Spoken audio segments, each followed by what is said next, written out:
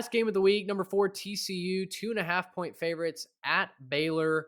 Saturday Fox, big noon kickoff, whatever. Not really that big of a game, 11 a.m. But to me, Baylor provides the last chance in the regular season to knock off TCU. Now, we'll see who ends up getting to Dallas to take on the Horned Frogs in the Big 12 championship game. Right now, it certainly looks like Kansas State. They've got the inside track there. But this line is suspiciously low to me, right? Now, TCU did not look great last week offensively against Texas. That was a defensive slugfest. Nobody could move the football. I get it. But Baylor got whooped by the Wildcats at home, 31-3 in your own building. The offense didn't look good. The defense was running all over the field like a chicken with its head cut off. They could not make any sort of plays. I mean, Dylan Doyle said to the media this week, look, we just flat out did not play good football this week. So to me, TCU has weathered every storm.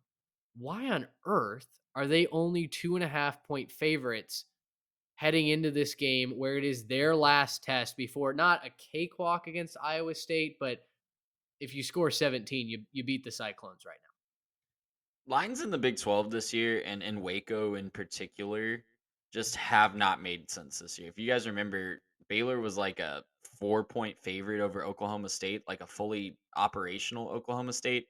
But guys, I have a question for you. Has Baylor put up a good offensive performance against a competent defense yet this year? That's going to be a negative Ghost Rider.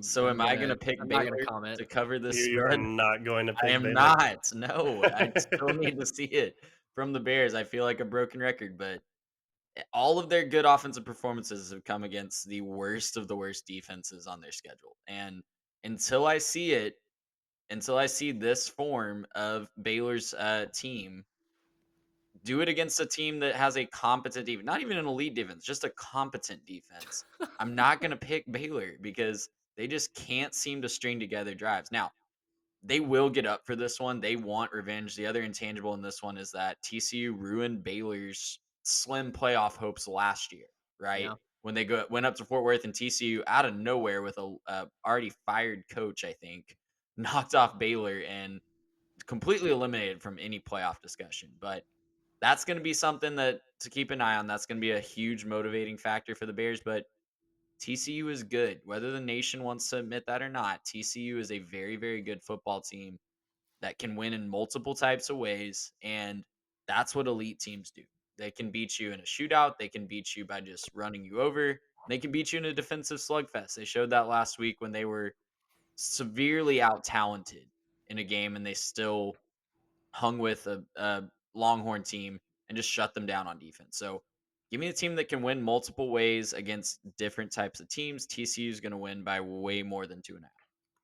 Yeah, what is it with these lines? I mean, like, does Vegas just know that there's like a few rich Horned Frogs fans that they can take advantage of if they set weird lines? I don't really know what the goal is here, but regardless, Fort Worth's finest are going to go play their third state of Texas game in a row with their hope for the playoffs. You know, there's a lot of sort of rivalry that goes into those games. You know, it's the state of Texas keeping it in that state. Who's going to run the state?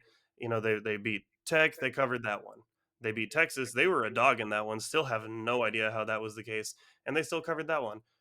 And they're going to continue their shocking run of the playoff, right? Nobody expected this. Sonny Dykes might be, you know, he's got to be coach of the year, but you know, at this point, I think that's an obvious one.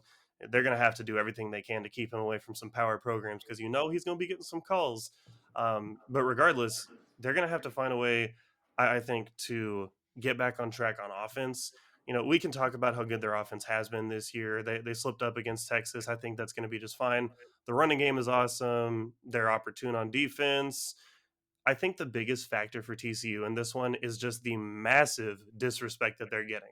If you're talking about just teams that get to put up newspaper clippings in their locker room for motivation, that might be what's fueling this TCU run right now. I don't know if you guys saw it, but I think it was Stephen A. Smith and Feinbaum and Mad Dog had a laugh fest, and they were talking, oh, Kansas State and they beat Oklahoma State. Does that sound like a juggernaut?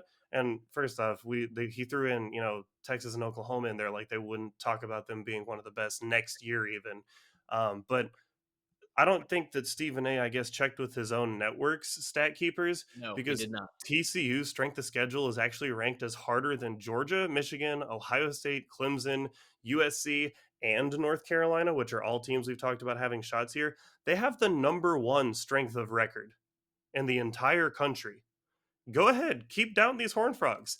Right now, the stats say that this should be, just in terms of strength of schedule, strength of record, this should be the best team. Now, I don't know that that's necessarily true. I don't think that they're the best team in the country, but I guess the numbers might disagree with me right now. Keep down the Horned Frogs, man. Saturday is going to be a bad day to be a Bear. TCU minus 2.5. You could give me probably 20, and I think they still cover it. This is going to be a bloodbath. Ooh.